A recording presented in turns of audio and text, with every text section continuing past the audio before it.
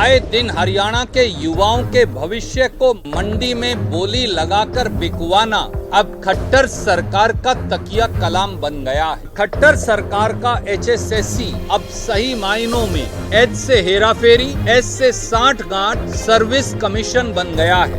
साथियों, 6 अगस्त 2023 और 7 अगस्त 2023 cut copy paste करके पेपर लीक करने का भाजपा जजपा का ये आजमाया हुआ तरीका है। मैं इल्जाम लगाता हूँ कि खट्टर सरकार अपने चहेतों को बस इतना बता देती है, भैया एक दिन पहले जो ग्रुप 57 का पेपर हुआ उसको ध्यान से पढ़ लीजिएगा। इसकी एवज में 20, 25, 30, 35 लाख रुपए की रिश्वत मिल जाती है।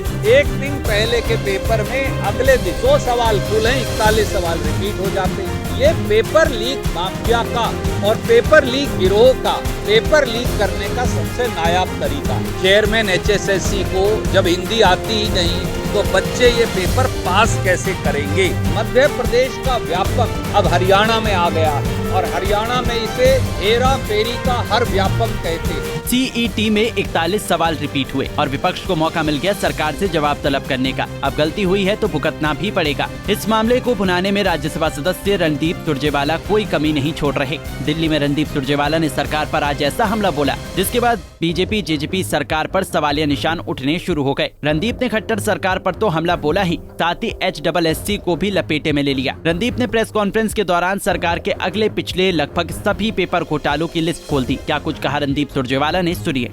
हरियाणा के युवाओं के भविष्य पर कहर डालना अब खट्टर सरकार की प्रवृत्ति बन गया है। आए दिन हरियाणा के युवाओं के भविष्य को मंडी में बोली लगाकर बिकवाना अब खट्टर सरकार का तकिया कलाम बन गया है। आए दिन पेपर लीक कांड पर पर्दा डालना अब खट्टर सरकार का चरित्र बन गया है। जींद में पकड़े पेपर लीक कांड पर अब पर्दा डालने की साजिश कर रही है सरकार और खट्टर सरकार का HSSC अब सही मायनों में H से हेराफेरी, S से साठ गांठ सर्विस कमीशन बन गया है।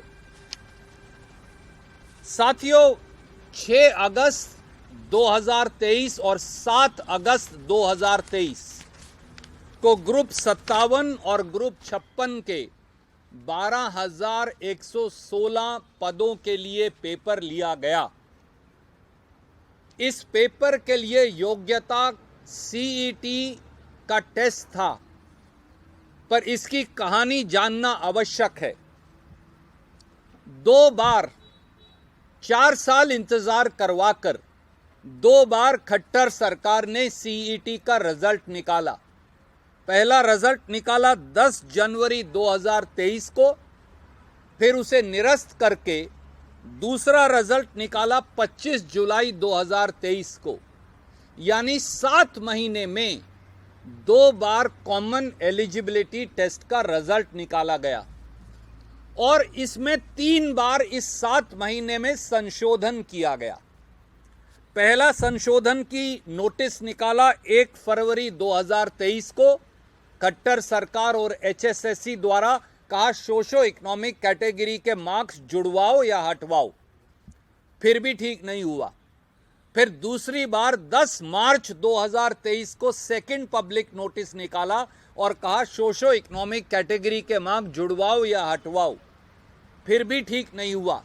मामला हाई कोर्ट में गया और जब हाई कोर्ट में केस पेंडिंग था तो तीसरी बार 28 जून 2023 को तीसरा पब्लिक नोटिस निकाला और कहा मार्क्स जुड़वाओ या हटवाओ।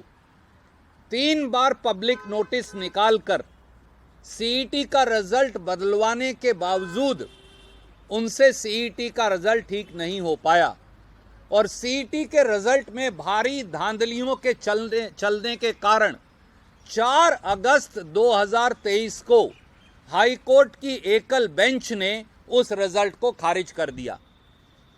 स्वाभाविक तौर से जब तक CET का रिजल्ट ठीक नहीं हो जाता पेपर नहीं लिया जाना चाहिए था, पर आनन फानन में रातों रात खट्टर सरकार Punjab and Haryana high court की डिवीजन बेंच के पास गए और दिन शनिवार 5 अगस्त 2023 को एकल बेंच के फैसले पर स्टे ले लिया।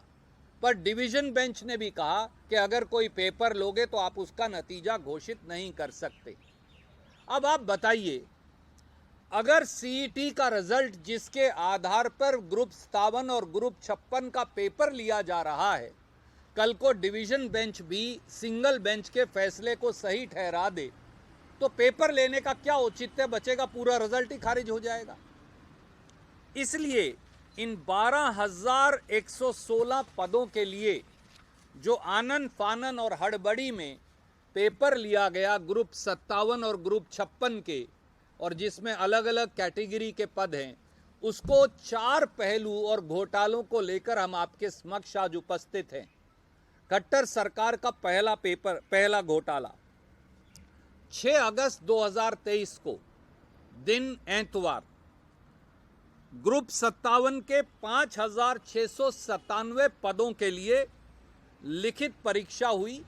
उस लिखित परीक्षा में हुए तथा कथित पेपर लीक कांड, जो पेपर लीक गिरोह द्वारा किया गया, उससे पूरे हरियाणा के अखबार रंगे पड़े हैं। पर आयोग के चेयरमैन, सदस्य, मुख्यमंत्री श्रीमान खट्टर, डिप्टी मुख्यमंत्री श्रीमान दुष्यंत चौटाला टेलीफोन बंद करके चैन की नींद सोए पड़े हैं। खबरों के अनुसार और जो बातें सामने आई हैं, इस पेपर लीक गिरोह ने स्वीकारा कि 15 लाख से 20 लाख रुपए में 6 अगस्त 2023 को ग्रुप 57 का पेपर इन्होंने बेचा था और अभ्यर्थियों से 15 से 20 लाख रुपए तथा कथित तरीके से वसूले गए थे। वो सब पुलिस की गिरफ्तारी में भी हैं। पर फिर भी एक बार फिर इस पर भी लीपापोती कर दी जाएगी, जैसा पिछले 42 पेपर लीक कांड में हुआ। क्या इसका जवाब खट्टर साहब देंगे? दूसरा पहलू, ग्रुप 57 का पेपर हुआ दिन रविवार 6 अगस्त 2023 को। ग्रुप 56 का पेपर हुआ अगले दिन, यानी दिन सोमवार 7 अगस्त 2023 को। ग्रुप 56 के पेपर में पिछले दिन हुए ग्रुप 57 के पेपर, यानी 6 अगस्त 2023 को जो पेपर हुआ, 100 में से 41 सवाल 7 अगस्त 2023 को रिपीट हो गए। सुरजेवाला ने कहा कि हरियाणा के युवाओं का भविष्य पर बोली लगाना खट्टर सरकार का चरित्र बन गया है। उन्होंने कहा कि 6 और 7 अगस्त को ग्रुप 56 और 57 के लिए पेपर लिया गया, जिसके लिए सीईटी का टेस्ट था, मगर ग्रुप 57 के पेपर में 100 में से 41 सवाल रिपीट हो गए। सुरजेवाला ने सरकार पर सीधा इल्जाम लगाते हुए क्या कहा, वो भी सुनिए। कट कॉपी पेस्ट करके पेपर लीक करने का भाजपा जजपा का ये आजमाया हुआ तरीका है। मैं इल्जाम लगाता हूं कि खट्टर सरकार अपने चहेतों को बस इतना बता देती है, भैया एक दिन पहले जो ग्रुप 57 का पेपर हुआ उसको ध्यान से पढ़ लीजिएगा। इसकी एवज में 20, 25, 30, 35 लाख रुपए की रिश्वत मिल जाती है। तो अगर 41 सवाल का जवाब आपको पहले ही मिल गया 100 में से, तो बाकी चिंता करने की ज़रूरत नहीं। इसका क्या जवाब है कि ग्रुप एक दिन पहले के पेपर में अगले दिन 100 सवाल कुल हैं, 41 सवाल रिपीट हो जाते हैं। ये पेपर लीक माफिया का और पेपर लीक गिरोह का पेपर लीक करने का सबसे नायाब तरीका है।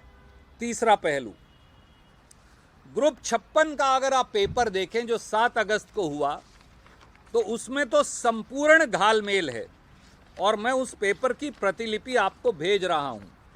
उसमें जो कमाल की बात है वो ये है, उदाहरण के तौर पर उसमें सवाल नंबर 87 की तरफ मैं आपका ध्यान आकर्षित करूंगा। सवाल नंबर 87 के अंदर लिख दिया, और मैं यहां आपको पढ़कर बताऊंगा कि झज्जर में जो बाग है वो जहांनारा बाग है। अब जहांनारा बाग का नाम बदल के क्या रखा, सवाल इतना ही है। पर सच बात यह है कि झज्जर में जहां नारा नाम का कोई बाग ही नहीं है, वहां जो बाग है उसका नाम है जहां आरा। तो अगर सवाल ही गलत है तो बच्चे जवाब कैसे देंगे? इसी प्रकार से इसी पेपर में एक और सवाल दिया और उस सवाल में लिख दिया, जो एक बड़ी गंभीर बात है, ये है सवाल नंबर 87। एक सायकालीन पेपर अखबार है जो हिसार से हरियाणा से छपता है, उसका नाम लिख दिया नभचोर। मैं फिर दोहराता हूं, अखबार का नाम लिख दिया नभचोर, अखबार का नाम है नभचोर। तो जब सवाल ही गलत है तो बच्चे जवाब कैसे देंगे? तो ये इस पेपर की वास्तविकता है।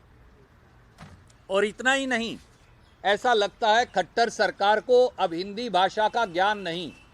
और मैंने इसके 11 उदाहरण आपके सामने निकाले हैं। इनको एग्रीकल्चर लिखना नहीं आता। जब HSSC कोई एग्रीकल्चर लिखना नहीं आता, उसको लिखते हैं एग्रीकल्चर। तो बच्चा जवाब सही कैसे देगा? इनको आवंटित लिखना नहीं आता, लिखते हैं आवंटित। तो बच्चा सवाल का जवाब कैसे देगा? इन्हें साइकिल लिखना नहीं आता, साइकिल की स्पेलिंग भी गलत है। इन्हें इंटरनेशनल लिखना नहीं आता, ये उसको भी गलत तरीके से लिखते हैं। और इस प्रकार की अनेकों त्रुटियां हैं। मैं पेपर आपको भेज रहा हूं। अगर इतनी गलतियां हैं, खट्टर साहब आपको, दुष्यंत चौटाला को, चेयरमैन HSSC को जब हिंदी आती ही नहीं, तो बच्चे ये पेपर पास कैसे करेंगे? बात बड़ी सीधी है। एक के बाद एक भर्ती में जो लूट हो रही है, उससे ये समझ लेना चाहिए कि HPSC Hera ferry service commission और HSSC हेरा फेरी साठगांठ सर्विस कमीशन, इसमें राजनीतिक नेक्सस है जो उच्चतम पदों पर बैठे लोगों का है। और ये HPSC और HSSC को केवल अपने डंडे से हाँक रहे हैं। इनकी रणनीति बिल्कुल साफ है। HPSC ने हाल में हुए HCS के पेपर में 38 सवाल रिपीट कर दिए। अब HSSC ने ग्रुप 57 के पेपर के 41 सवाल ग्रुप 56 के पेपर में अगले दिन रिपीट कर दिए। तो अच्छी हेरा फेरी का बड़ा सिंपल तरीका है, भैया पिछला पेपर पढ़ लो, 25 लाख रुपए रिश्वत दे दो। तो हरियाणा की जनता को हम लगातार सावधान करते आ रहे हैं। मध्य प्रदेश का व्यापम अब हरियाणा में आ गया है और हरियाणा में इसे हेरा फेरी का हर व्यापम कहते हैं। और इस हर व्यापम के शिकार हरियाणा के वो 3,59,000 नौजवान हैं जिन्होंने CET पास किया था। रणदीप ने CET के प्रश्न पत्र में पूछे गए सवालों को लेकर भी सरकार और HSSC की पोल खोल दी। उन्होंने कहा कि जब क्वेश्चन पेपर में ही इतने गलत शब्द हैं, तो बच्चे सवाल का जवाब कैसे देंगे? रणदीप सुरजेवाला ने तो यह तक कह दिया कि MP का व्यापम अब हरियाणा में आ गया है। सुरजेवाला ने कहा कि ये 43 बार है जब पेपर लीक हुआ है, लेकिन किसी को सजा नहीं हुई। पेपर लीक माफिया को हरियाणा सरकार का संरक्षण प्राप्त है। वैसे रणदीप ने सरकार पर सवाल उठा दिए हैं, मगर इस पर सरकार का क्या जवाब आता है, अब वो देखने वाली बात रहेगी। दिल्ली से कमल कुमार कंसल के साथ bureau report, Punjab Kesari TV. हमसे जुड़े रहने के लिए हमारे YouTube चैनल को सब्सक्राइब करें और नई वीडियो की नोटिफिकेशन के लिए बेल आइकॉन को दबाएं। अगर आप ये वीडियो Facebook पर देख रहे हैं तो लाइक जरूर करें और ज्यादा से ज्यादा शेयर करें। धन्यवाद।